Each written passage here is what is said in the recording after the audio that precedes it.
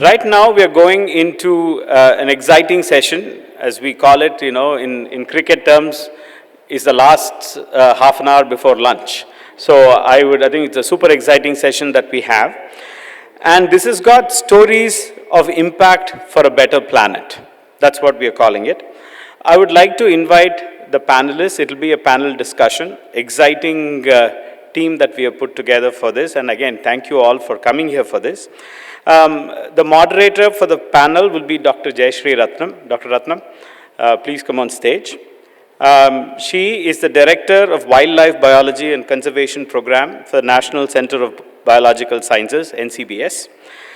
She started her journey as an ecologist at the Salim Ali School of Ecology in Pondicherry after doing what startups called a pivot from being a computer science engineer. So this is not the Friends pivot, it's a startup pivot. And then after that, she spent a year by studying captive monitor lizards at the Madras Cockerel Bank Trust in Mamallapuram. Then a PhD at Syracuse University, where she continued her training as a behavioral and evolutionary ecologist and conservation biologist, followed by 10 years of research at the National Resource Ecology Labs, Colorado, and Colorado State University, and as a facilitator at the Earth Biosphere Institute at the University of Leeds. Her current research focuses on biophysical and anthropogenic drivers of tropical savanna and rangeland structure and function, forest savanna transition zones, and a long-term tree dynamics in the tropical forest communities. She is also a teacher interested in curriculum and program development at the graduate level. She teaches basic ecology and plant-animal interactions. Dr. Ratnam, please join us on stage. We would also take this opportunity to request the other change agents to come on stage. It's my privilege to call Nelson Vadaseri, co-founder and CTO of C6 Energy. He's an integrated MTech in biotechnology from IIT Madras. He started C6 Energy in 20... Sure, yeah. And, thank you, Nelson. You're looking at seaweed, which can potentially replace everything today, starting from crude oil. I would like to invite Dr. Sarika Gupta. There she is, right? She is an assistant professor. After 22 years in the academic, she said, let me do a startup for a cleaner and greener India. She would also talk about herself. I'd like to invite Rukmani Kapoor, Chief of Staff at GPS Renewable. She is an instrumentation engineer from Cummins College of Engineering and a Master in Engineering Business Management. Among other things, she's worked with a non-profit sector with the Dalai Lama Fellowship and Teach for India. I'll leave it to you, Dr. Jayashree, for your talk, and then we get started. This session here is going to be a little bit left of center for the audience here. So I'm going to start with a very short presentation on the Anthropocene. Sridhar asked me to talk about the Anthropocene and how we can make a better impact on the planet in this particular time that we are living through. And very quickly, we've all heard the word Anthropocene many times today. We've heard the words climate change and a number of other things. But what do they actually... So just in very technical terms, the Anthropocene is an epoch when human actions have left a signature on the geology of Earth. It's a time when human activities have changed fundamental Earth systems, its climate, water, and nutrient cycles. And it is a time when we have transformed terrestrial Earth, dramatically so in our subcontinent, where the human fingerprint is ancient and pervasive. And to give you a visual on that, here's a global map of Earth, and please follow it going from the bottom panel, which is in the 1700s, and up here to the 2000s. This is work by Ellis and Ramankuti, and basically from a number of, metrics, including the fossil record and a whole number of other data points, they have traced the history of Earth and the way land on Earth has transformed in the past 300 years. And as you can see, folks, please focus on the Indian subcontinent. The way we have transformed our part of the world is simply dramatic. We live here in India in one of the most transformed parts of the subcontinent. The human presence is deep, it is ancient, and in fact, even as recently as as far back as in 1700, we'd already begun the transformation. So the Anthropocene is of particular relevance in the Indian subcontinent because we have dramatically transformed every part of the subcontinent. And just to bear that in mind as we go forward and talk about the kind of solutions and the ways in which we can do better in the Anthropocene, a little bit more about what that looks like globally in numbers and maps.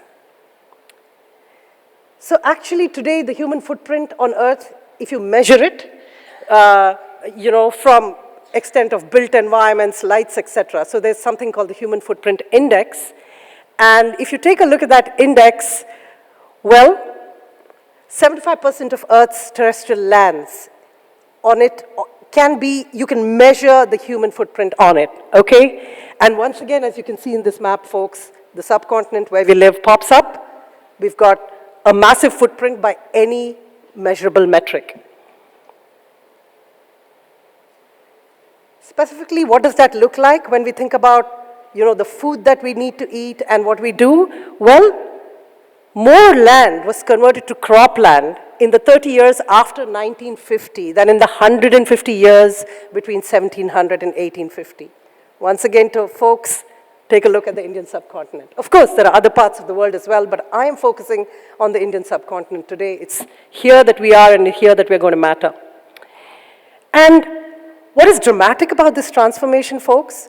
3 of the most abundant plants on Earth, corn, wheat, and rice, that's it, meet 60% of human calorific needs. That is really a frightening statistic, and we should really be afraid of that because the climate is changing, and we don't know that these are going to remain viable crops into the future, so what are we going to do?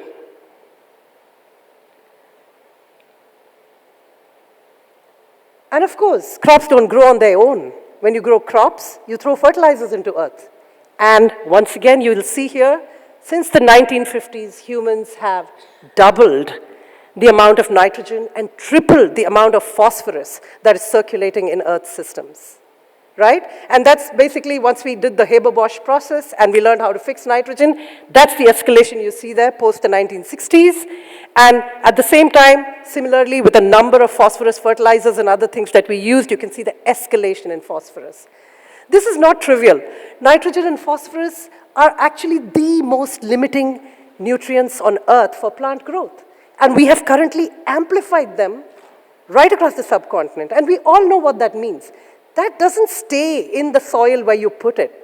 It leaches out. It leaches out into Earth's waters, into the oceans. We all know about eutrophication of lakes and water bodies. And we know that this is basically spreading out way beyond where you put it on the land. This is a dramatic graph, and it's an amazing piece of work done by Baron et al. In 2018. If you think about the mammalian life on Earth, when we think about mammals, we love to think about all those fabulous mammals that are on our subcontinent, right? We think about the elephant, the tiger, the lion, and we dream of an Earth where all these amazing animals exist. But in fact, hand in hand with our transformation of land, we have completely transformed mammalian communities on Earth. 100,000 years ago, at the start of the Holocene, we had mostly wild mammals.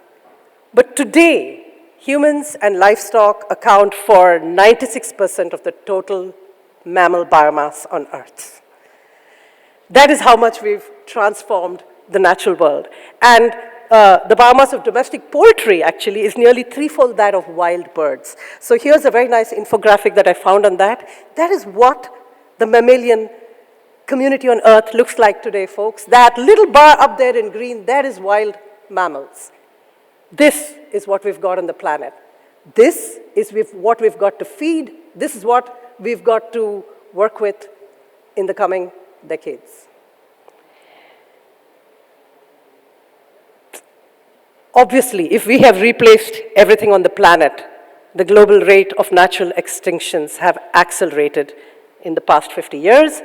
And, in the past 10,000 years, and just a quick graph. And one thing I want to point out to all of you is in all of these graphs you would have seen, basically there's a major acceleration in everything that we've been doing. Since 1900, and then further from 1950, all of these processes that are transforming Earth have literally exploded. Closer to home, and I have to say this because this is where we live, and it's going to be incredibly important. The monsoon, which is something that we really depend on as a lifeline on the subcontinent, has changed very dramatically in the past 40 to 50 years. And it's changed in a very particular way. If you look at that graph on the top of the panel there, you can see two things have happened. The gray line is precipitation per day. So actually, the average rainfall that we're getting on the monsoonal rainfall that we're getting on the subcontinent, it has gone down. But it hasn't just gone down, across the board. It's gone down, and at the same time, extreme events have gone up. So we're getting less rain on the whole, but on many given days, we are getting extreme rain events. And so the fundamental character of the monsoon has changed. It is characterized now by many extreme rainy days, and then even within the monsoon period, you'll get prolonged dry spells. So fundamentally, this template on which the plants and our crops and everything grow is changing, and we don't know in particular whether we can deal with these extreme events. Yeah? And the other thing that's happened, which is really interesting, and that's also going to change the pattern of rainfall in the subcontinent, is that the Arabian Ocean, which for the longest time has been a cool ocean, has suddenly warmed. The Bay of Bengal was always warm. The Arabian Ocean was a cool sea. It has really warmed in recent years, as a consequence of which cyclone formations in the Arabian Sea have gone up 60%. So that is going to completely change the way rain comes onto the Indian subcontinent. So two big things that drive how much water we have in the subcontinent and how we do our agriculture and everything from there are changing in ways that we don't really know how to deal with. And just one last point. All of this has, I've been focusing on the agriculture because that's, of course, really important to our security. But something else that's really important is our natural ecosystems, natural earth. And, when all this is happening with the monsoon and the temperatures are going up, we all like to imagine that our forests, those beautiful rainforests, no matter we've protected only 5% of them on the subcontinent, they're going to be fine. But actually, recent data are telling us that that may not be the case. Across the tropical world, we are starting to see increased tree mortality, from the Amazon to Africa to everywhere, and they are attributing this mortality to increased droughts, which have become more frequent, which the trees can't handle. And interestingly, I have to tell you this data point. A recent study in the Western Ghats, my colleague who's measuring leaf temperatures in the canopy, and this was in Sirsi, which is an evergreen rainforest. Leaf temperatures in the canopy in some leaves measured 50 degrees centigrade. Lest we think that our forests are here forever, that may not be the case. Even what we have left, these kind of extreme temperatures can really threaten them. And we need to be asking ourselves then, if the world changes in ways that these ecosystems that we thought are our buffers against runaway climate change, if even they are threatened, what are we going to do? So, very quickly, in this turbulent, turbocharged Anthropocene, as I like to think of it, we're going to need to be very smart and thoughtful. Of course, it's all very gloomy, but I think we need to create and we need to find the solutions. And we've already talked a little bit about them in the talks that went before us, but obviously, to combat climate change, we need alternatives to fossil fuels, and of course, we need carbon capture. Compromised food security, well, we need drought and heat-resistant crops, alternatives to the current food crops, and alternatives to current animal protein dependence, perhaps. Compromised biodiversity, and the reason I put this up here is because I know that many people in this room think about energy and they think about food security. But biodiversity, by and large, gets a short rift, folks. There aren't enough people thinking about how to conserve the magnificent biodiversity of everything else on this earth. That's not us. And in this context, it has never been more important than it will be in the next decade for us to restore degraded natural ecosystems, connect the remaining protected areas that we have wherever possible. And this may be unusual, but given that we have only 5% of protected area in India, where's all that wildlife going to go? Where are our elephants, tigers, and other magnificent wildlife going to live? Most of them are going to be outside those protected areas. This means we need to imagine and design landscapes where humans and wildlife can coexist. It's not an easy challenge, but I really hope that people will take it up, because I think that has got to be the future design of human habitations. And with that, I want to take it to the panelists. Like I said, we need solutions, and the three people on our panel are all people who are in that space, who are thinking about solutions to the kind of problems the Anthropocene has posed. And I'll take it to them. Particular sort of problem, and try and find a solution for it. Thank you, Jayashree. That was indeed a very scary presentation. You know, we've heard bits and pieces of that, but to see all that put together, 96% is just humans and livestock. If an alien were to come to this planet, they wouldn't even consider that 4%. They're like an exception. Well, but that's a very important exception for us, since we want to continue living on this planet. A bit about me. My name is Nelson Vadasheri, co-founder and CTO at C6 Energy. What we do at C6 Energy is farming the oceans for a carbon negative feedstock from seaweeds. What does that mean, a carbon negative feedstock? Essentially, and it was very interesting when I realized it, that everything around us is basically sunlight captured into hydrocarbons, and that is literally everything around us. The clothes we wear, the food we eat, this bottle over here, this table over here, everything is made from carbon. And a huge proportion of it is coming in from carbon-based feedstocks. The food we eat, of course, is from plants, which we grow, but most of the rest comes from fossil fuels like coal or crude oil, which it turns out is also plant material, but not from now, but from millions of years ago. And for me, my personal definition of sustainability is, can we live today with today's resources, not by borrowing from the past and not screwing up the future? So, all of us know that we should be using less fossil fuel, less crude oil. But today, if we were to just stop it, would we survive? No. There's so much of our economy, so many livelihoods which are based just on that. So we can't do that. We need all the solutions everyone was talking about today, and what everyone's working here are all needed. We need better sources of energy, even for feeds, even materials which we use crude oil for. We need a better source. We need alternative sources. And what we realized early on is, hey, if we wanted an alternative carbon-based feedstock to replace fossil fuels, the only route is to go down agriculture, because that is the only way to lock in, the sun's energy at scale. But when you look at India's agriculture or agricultural land, it is actually declining since the last 10 years, or even more. 10 years is from FAO, and it shows up in the graph you showed there. What are we going to do? Our population is growing, and we're going to use the little land we have for fuel or materials. That isn't going to work. And that is when we said, hey, we have a lot of sea space, and all the nutrients which are flowing out from agriculture is going to the sea. Can we use these nutrients and the ocean space to actually grow something for the country? And when you asked about why we started, it started out because when we started in 2010, a lot of people were talking about land-based solutions. And why? Because perhaps in places like the US and China, they have a lot of land. Over here, we don't. I mean, the average land holding of a farmer must be an acre or less.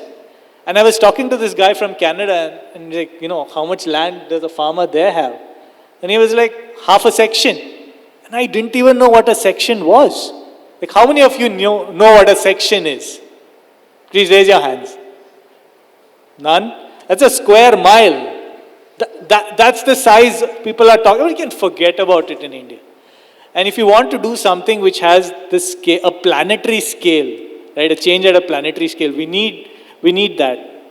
And that's when we said, hey, can we farm the oceans? It started as a stupid question. Can we farm the oceans? I remember doing our final year projects back then, at that time, at IIT Madras. And we almost came to the conclusion that it couldn't happen. We were working on microalgae at that time, and we took some calls. And then we saw seaweed, which was really great. Here was this plant, which grew really easily in the sea. And if you think about it, the way you grow it is, you take a piece of seaweed, you put it in the water, and it just absorbs carbon dioxide, absorbs these nutrients, and then becomes big, and then you harvest it. And it seemed so simple, and we were like, why isn't anyone doing this? Right? I mean, we don't have space on land, there's so much space on the ocean. Why isn't someone already doing this? And then we did our bit of Googling, and we figured that what was actually happening is that the kind of waters we have in India are very different from the waters we have in the temperate regions. And historically, where most of science and R&D has happened is in countries like, the US and China and Europe. And that wasn't mentioned in an earlier presentation. And the stuff we have here does not grow in those waters. So, and if you look at, the tropical belt where this grows, we are like one of the most advanced countries in that space. So it was an opportunity ripe for the picking. And that's when we got in to basically set out to say, hey, can we farm something on the sea, not in like a few square meters, but on a square kilometer scale? And yeah, we're happy to say that we are actually setting up our first square kilometer farm in Indonesia as we speak to farm these seaweeds at scale. Great, yeah, a great story. Yeah, it's so mesmerizing, and I think so that all the startups have something very hard and core in their heart that they take it forward. So myself, Sarika Gupta, I'm assistant professor at Banasli Vidyapeeth and director, co-founder at Greenathon Technologies Private Limited. And I'm very happy to be here at IKMC. I'm really thankful to the organizers and the team. So our story basically started that we've been doing research for more than 2 decades. So we were doing basic science and research and everything likewise. But in 2018, fortunately or unfortunately, we got an idea incubation support grant. From that, we started with our startup. And then we converted into our private limited, that is Greenathon Technologies Private Limited, in 2020. And we always thought of, as a microbiologist hardcore, I always find that there are so many problems what the industry are facing. And it is the responsibility of the academia or the academic research to solve those things. So we step in that whatever research we are doing from past 2 decades. So we're like, how can we do the translation of the product? So AIC Banasthali step in and they actually give a hand-holding support. An organization like IKP, we've been long associated with IKP, mentoring and all those things. So we like that we can bring it to reality. So now, presently, we are developing green technology industrial solutions for textile industry. And we have developed a patented technology that can basically detoxify and treat the textile industrial effluent, which is very high on dye and toxicants. And we guarantee 98.8% efficacy with any kind of processes that is in there. So we are very happy to be here,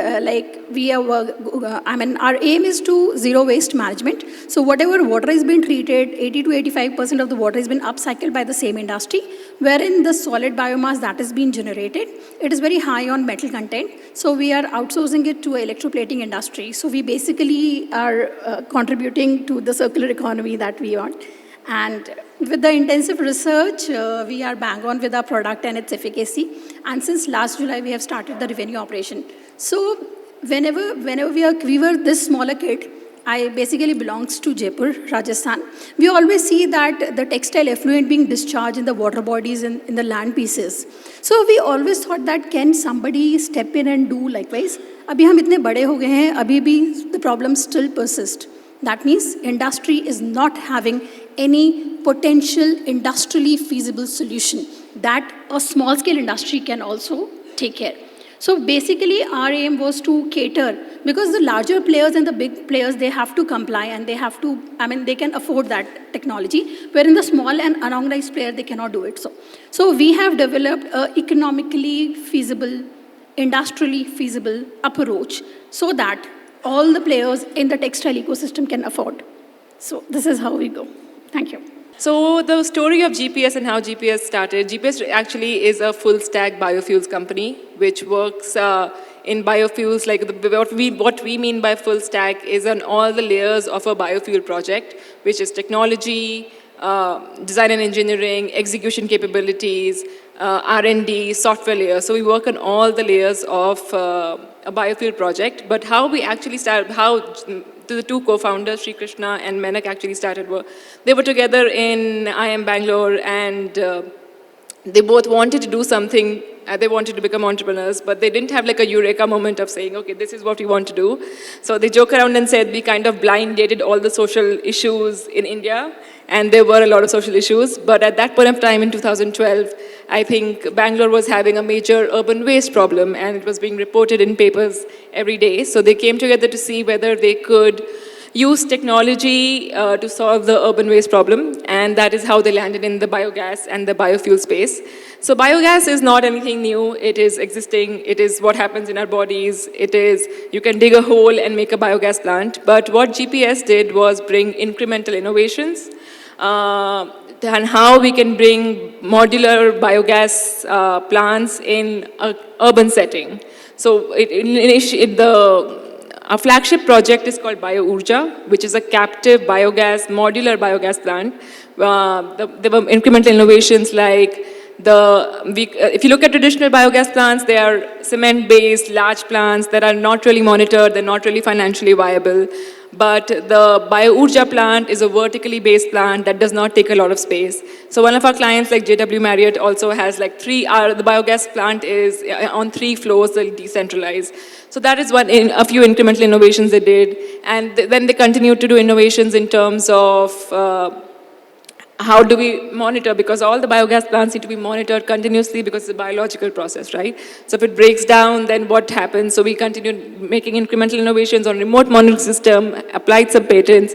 But yeah, I think the major reason was that there was a problem at hand, and they both wanted to do technology for good, and that is how we started GPS Renewables. Currently, we are also, it started with the small scale plants, but currently we are executing large scale bio-CNG projects.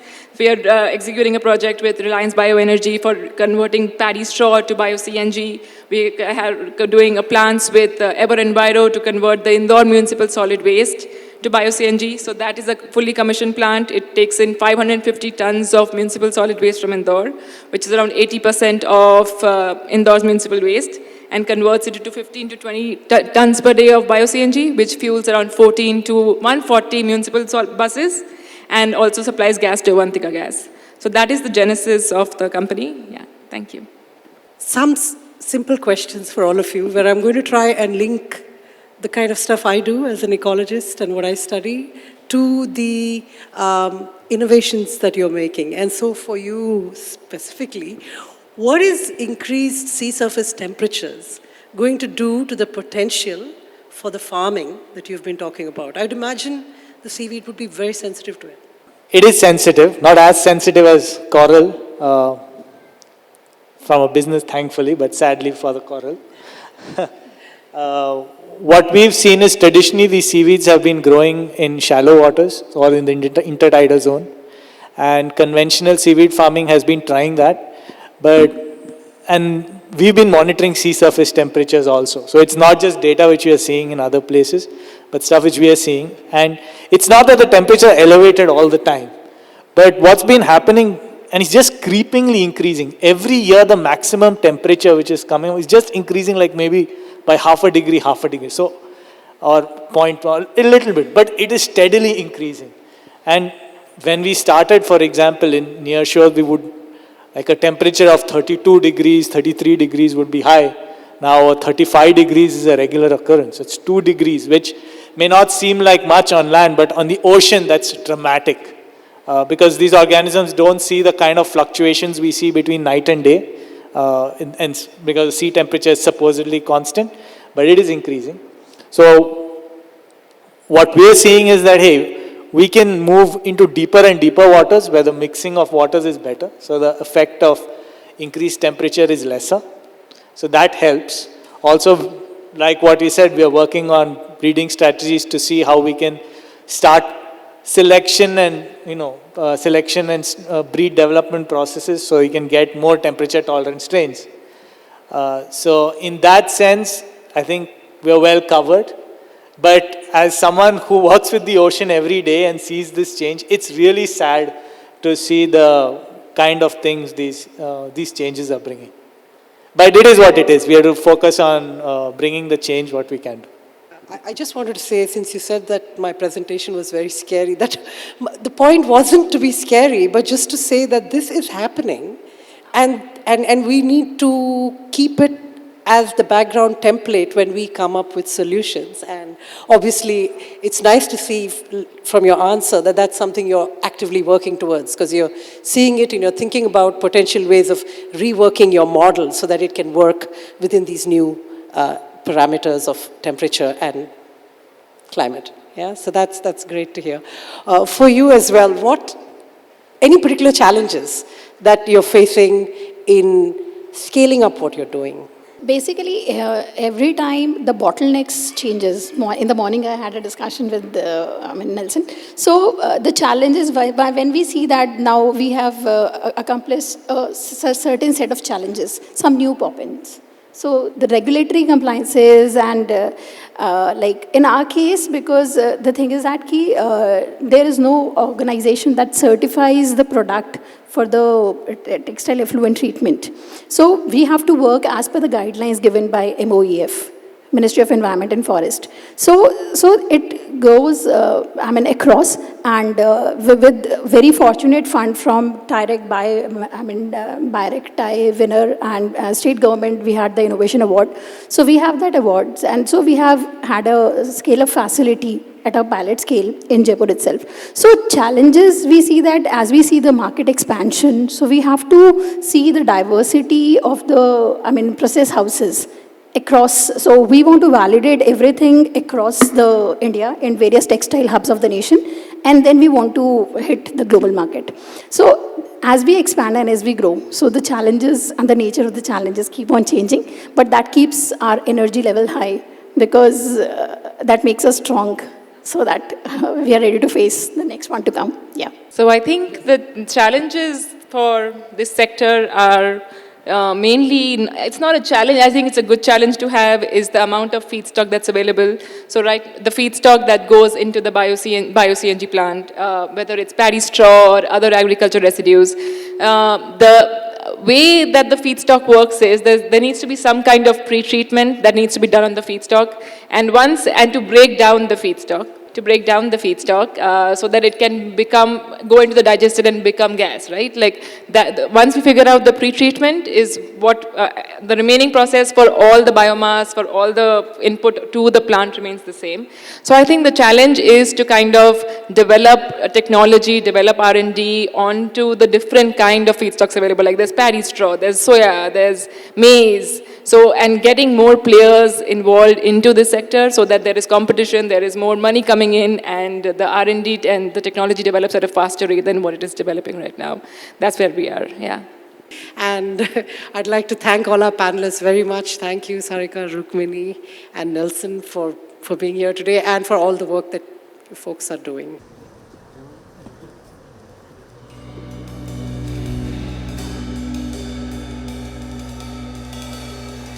To stay informed about the startup ecosystem, subscribe to My Startup TV.